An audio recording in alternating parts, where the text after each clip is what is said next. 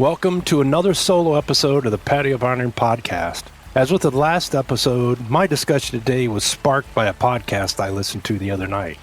After supper, I went to the garden and started pulling weeds. And after I picked some tomatoes and cucumbers, I listened to a podcast by Patrick Bet-David. Now, I really like Patrick Bet-David's podcast. He's got a way of sparking discussion, and his co-hosts interject and add to the conversation in a way that really makes you think. The discussion back and forth is more like a banter. But the episode I listened to was Patrick interviewing Benjamin Netanyahu, the Prime Minister of Israel. And it's a timely topic given where we are with the Israel-Palestine conflict and where they are in the world. But as I listened, I noticed that sometimes the questions that Patrick asked seemed to be a little more performative than inquisitive. I remember a couple of those questions where he laid out the reason he was asking it. In one, he was talking about the impression that people have about the credibility of Israel, and it was talking about how it ranked compared to everything else and whatever scale. And then it asked for Mr. Netanyahu's opinion. And that seemed awful lead. And it made me think about how I approach podcasting. And it also made me think that in the case of that question that Patrick was asking, what was the focus? Was the focus on Patrick? Was the focus on trying to demean Israel? Or was it really to get Prime Minister Netanyahu's view on where they fit in the world based upon this one matrix? But to me, that's one of the biggest questions about podcasting. Who is the star of the conversation? Now, sometimes you have a very conversational podcast like Mike Rowe.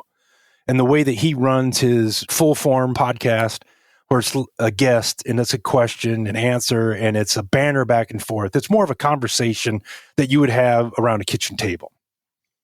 But in the case of the type of podcast that I have, where I have a guest on, I have a central focus where we want to look at the ag roots and how those ag roots developed a person. I want my questions to be minimized so I can concentrate on the guest's experience, the guest's growth, and how their ag roots built them and formed where they are today. It isn't about me proposing a question and laying out kind of how I want them to answer. And I think that's sometimes where a podcast host can get off track and forgetting the purpose of their podcast. And remember that a lot of times the listeners click to hear not the host, but the guest. They don't need me. I'm just the host. I don't need to be filling in with mini lectures unless the conversation leads to it. You know, I'm just a crucible to try and heat up and melt out the good stuff from our guests. And I have taken the approach that I want my guests to shine. And when I'm editing a podcast, I try and make myself sound as good as I can, as short as I can, so it doesn't detract from my guests.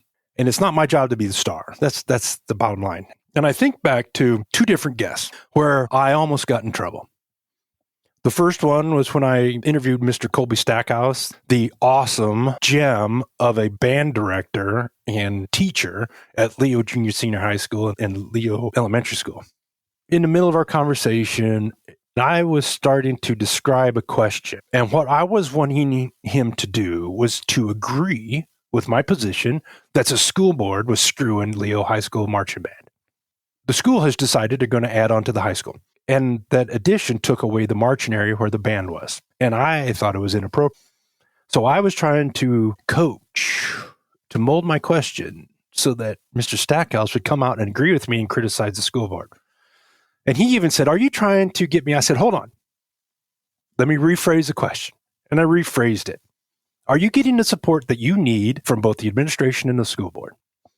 And he went on to answer the question and give me information that I did not know, that gave me a positive impression of the treatment and the support that he gets from the school board and the administration. You see, if I had fallen into my trap of explaining myself and trying to walk him into the answer I wanted, I would have not gotten the truthful answer. He might have answered it yes or no. He might have tacitly agreed with me, even though that's not the truth. So that was a really good lesson to me to ask the question and shut up. The other time that I had some pre-planned questions was with Andy Vance. Now, Andy Vance, he's a gem for agriculture. I had my list of questions, and I was going to lead him in. When we got done with our hour and 15 minutes together, we didn't come close to answering any of my questions, maybe one or two. We talked about World War II. We talked about politics in a general matter, not in D versus R or things like that. But by asking him simple questions and following his lead as the guest, we had a much better conversation than just simply asking questions or leading him with questions. So that's where I'm trying to go as I grow as a podcast host, is trying to ask the question, simplify the question, and then formulating follow-ups to pull out the information from the guests if it's tough to get out. Now, I will ask leading questions if we kind of get off topic. If we're way out in the weeds, away from where we want to be, just kind of, I'll ask leading questions to kind of get us back. Thankfully, I haven't had to do that very often. Now, the other place where I think podcast hosts get lost is when they need to use silence. One of the things that I remember from one of the sales training classes I took when I was at ADM many, many moons ago is a negotiating tactic was silence. And I was taught when you ask a question in a negotiation, the first person to open their mouth after the question loses. Now think about it.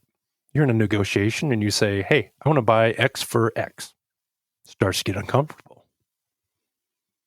So if you said, oh, I'll buy it for X, and then you get uncomfortable, you go, well, okay, maybe I'll buy it by X plus 1. Well, you lost. Now, where I really appreciate the silence is when I'm asking the 5 questions at the end of my podcast. And all 5 of them, the silence pays off. But where I really notice the silence paying off is when I ask them, if you could have coffee with one historical figure in agriculture, who would it be? Now, it'd be real easy for me to fill in with, well, other guests have talked about Borlaug, or they talked about Harry Stein, or they talked about the founder of Pioneer, or George Washington Carver. I'd fill it in with whoever. But with me talking, I don't allow the guest to think. In the silence, you could almost hear those gears turning inside my guest's head as they're thinking about who would it be. How would that person fit into my thoughts and my experience? And how would I ask them questions? Silence pays for me as a host when I ask those questions. One of the new mentors I kind of have is an Australian by the name of Vinh Yang. He's Vietnamese. He's a speaking coach, and he talks about the use of silence in your speaking. When I was first taught to be a scientific presenter, I was taught 2 things when we were preparing for questions after a scientific presentation. 1, repeat the question. Now, you don't repeat the question because you don't know what the question is. Well, in some cases you don't. But if you repeat the question, it gives you a moment to have your brain think. And then use a moment of silence to collect your own thoughts. And in reality, what you think is minutes is a few seconds. And so if we go back to allowing my guests to be silent when I ask them the question about who they would have a coffee with, that allows them to think. That allows them to gather their thoughts. And my silence doesn't interject my bias to affect their thoughts. And that's really the heart of interviewing for me, at least. It's not about me showing what I know. It's about me getting out of my guests what is good about them and getting their thoughts. Because if I have somebody that I think is worthy of interviewing, I want to get their thoughts. I'd love to hear what you think about my thoughts on interviewing, the podcast hosts you really like to listen to because of their interviewing skills. And I'd like to know what makes them stand out. So there you go, riffing away here on a Thursday morning from the Terra Level Executive Suite here at Patio Pondering. I appreciate everybody's likes, follows, and suggestions. Next week, we got 2 really good guests to come on, talk about their ag roots. We'll see you on the next episode.